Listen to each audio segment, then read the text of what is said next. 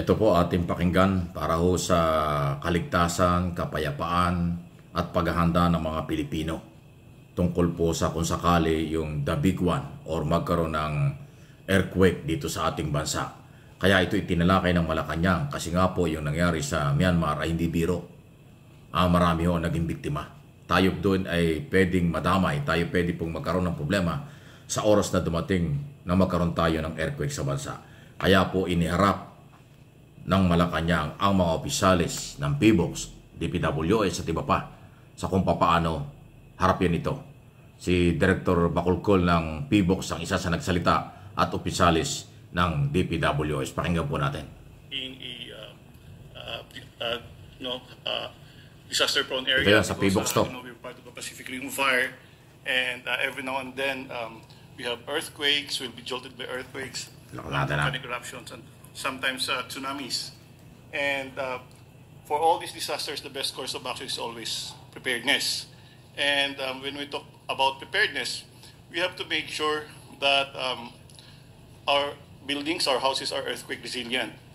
Meaning, we have to follow the minimum engineering standards when we construct our houses or buildings. And also, although we do regular earthquake drills, quarterly, ang laki ng naitulong ng INDRRMC sa pagpukaw ng malaya ng mga Filipinos when it comes to earthquake preparedness. But these are not enough kasi even if you do the cover and hold, if the building will collapse, hindi rin siya effective.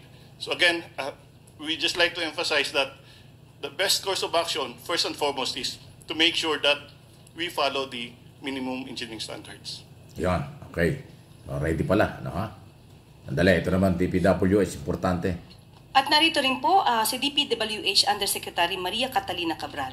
Yan o, importante ho yan. Yung pang sa mga building, struktura, mga residential, at iba pa. Good morning po sa lahat. Ako po si Yusek Maria Catalina Cabral ng Department of Public Works and Highways. Kami naman po sa DPWH ay tuloy-tuloy ang paghahanda para sa ating earthquake preparedness. In fact, every year po may programa kaming structural. So pinaghahandaan na ho ng gobyerno. Yan ang importante. Infrastructure. Kahit hindi natin alam kung kailan yan, pero at least nagpiprepare na. School buildings, no? Mga tulay, napaka-importante niyan. We have already completed more than, I think, 124 assessment and retrofitted mga public buildings in Metro Manila. Meron na rin po kami nakaprogramang 500 plus public buildings na funded po ng aming local fund and ODA. Meron kaming partnership sa World Bank. Ito ay para sa 425 pang public building to retrofit and strengthen this public building to make sure they are aligned with international earthquake standards. In terms of readiness of equipment, ang DPWH po ay merong more than 2,000 equipment na nakakalat sa iba't ibang rehiyon, hindi lang dito sa Metro Manila. But for Metro Manila, we have 500 plus equipment na tinatawag naming quick response assets for the immediate response in case of calamity. Meron din kaming mga technical assistance sa iba't ibang national government. Like for example, LRTA, we have already assisted DOTR para i-assess po ang structural integrity ng ating mga railway at saka light rails and MRTs. And ang emphasis lang po namin ay tayo ay lahat dapat maghanda. Especially po yung mga kailangan natin ng suporta ng ating mga kababayan, ang mga local government officials, local government units, to make sure that the public infrastructure and private infrastructures are ready in case of any calamities in the country. Ayan na. So pagpapatunay lang po na pinapaliwanag ng mga opisyalis ng Malacanang, Undersecretary ng DPWH, Director ng PBOX, at ni Attorney Claire Castro, Presidential or Malacanang Palace or Malacanang Press Officer, Undersecretary ng PCO. Kung ano ang paghahanda. Kailangan po ito kasi nagkakasunod-sunod ang mga earthquakes sa labas ng bansa. Sa Myanmar, 7.7, 2,000 mahigit na ho ang namatay doon at napakarami nag-collapse na mga gusali at iba pa. Ipagdasal natin na huwag mangyari sa Pilipinas. Pero ganun pa man, ayan ang sinasabi nila.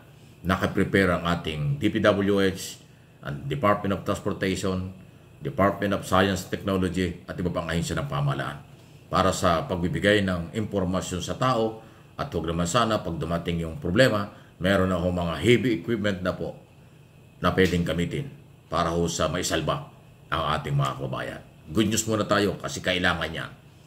Hindi puro politika, hindi puro kung ano hindi lang ICC ang issue, hindi lang ho kung ano. Marami tayong issue sa Pilipinas na kailangan ay pag-usapan din kung ano ang ginagawa under President Marcos Jr. Ayan. Okay? So, any comment, reaksyon, malaya po kayo. At siyempre, ito. Uy, totoo ba yun? Wala daw pera ang PDP laban, sabi ni Robin Padilla. Bakit kayo kakampanya? Paano kayo makakampanya? Tapos ito pa. Parang lumalabas wala rin daw ganong kalaking pera ang mga Duterte para sa pambayad sa kanilang mga abogado na dollars ang pinag-uusapan. Kasi mga puting abogado ang kinuha, hindi Pilipino. So dollar ang usapan o euro. Yung kay Nicholas Kotman ba yun? Yung British Israel lawyer na parang siyang lead counsel ni Duterte. Aba, ang initial daw na bayad doon 42 o $40,000 ba yan?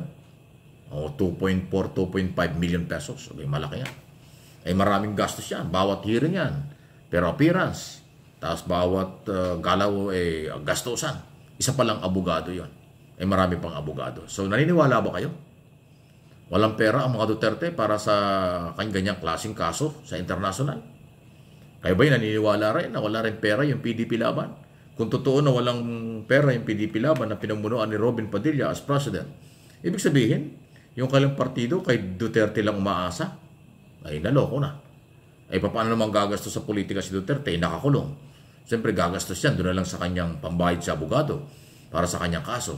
Pero gumastos pa yan ng sariling pera, halimbawa, para sa mga kandidatong senador, palagi ko malabo. Mas gagastos niya yung kanyang abogado at paghahanda ng kanyang kaso kaysa sa mga political na kandidato o politikong kandidato. Ayun ang problema. So siguro kaya pinauwi, kaya nga di ba pinagtabuyan na halos. Pinauwi na ni dating Pangulong Duterte si Robin Padilla as president ng partido at mga panya. Pero walang aasahang malaking pondo na magagaling kay Duterte kasi nga siyempre yung tao mas priority niya ang gumastos sa kanyang abogado para may pagtanggol siya sa kaso sa ICC kaysa sa gagastos siya dito sa mga kandidato na tumatakbong senador. Kaya pala parang kanya-kanya na ang galaw. Nako, nagkasabit-sabit talaga. Ano ha? At ito pa yung hindi magandang balita. Totoo ba yun? Ako, nagdududa pa ako sa balitang yan. Meron bang kapangyarihan ng ICC na i-hold, i-press yung mga asset ni Duterte? Parang hindi ako sigurado. May balita pang ganun. Na posible daw na yung mga asset o kayamanan ni Duterte masilip din. Kasi ang pinapalabas ngayon, wala nga doon siyang pera. Baka itong mga prosecutor maisip na mag-motion or mag-file ng request o petition sa ICC na i-hold ang mga property or mga kayamanan ni Duterte para malaman lang kung meron talagang kayamanan o wala. Naku, pag umabot doon, dagdag na problema yan. Malaking problema talaga nila sa pera dahil sa kaso. Yung mga kaso at yung mga tao nila. Kaya pala until now, wala kang madinig sa kanila kung sila ba'y gagastos doon sa kanilang mga supporters na nakulong sa Qatar na OFW na milyon-milyon din ang gagastusin. Kaya pala sila walang sinasabing tulong pinansyal. Yung pala, di umano, may problema ang mga Duterte sa pera, pambayad sa mga abogado o panggastos sa issue ng politika dahil may sariling kandidato. Nagkasunod-sunod ang problema nila. Any comment, reaction? Malaya po kayo. Please like and share ang video ito.